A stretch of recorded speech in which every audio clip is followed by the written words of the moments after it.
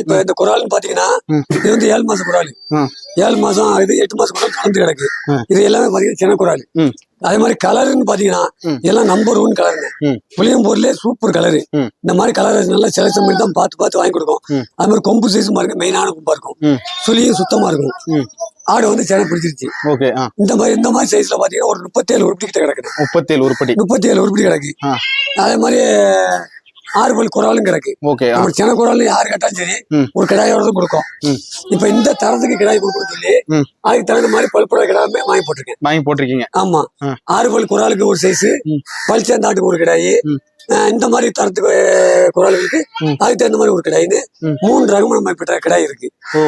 உதாரணத்துக்கு 2 பல் கிடாய் இருக்கு, 9 மாச குட்டி இருக்கு, 7 மாச கிடாய் குட்டி வச்சிருக்கோம். எல்லா விதமான குட்டிகள் சைஸ பொறுத்துலாம் இருக்கு. நம்மகிட்ட எந்த சைஸ்னாலும் கொடுத்துக்கலாம். எந்த சைஸ்னாலும் எப்படி கேட்கறாங்களோ அப்படி கொடுத்துக்கலாம். நம்ம ஊர் சொல்லுங்க. நம்ம ஊர் தூத்துக்குடி மாவட்டம் கோல்பட்டி கரிசல் குளம்.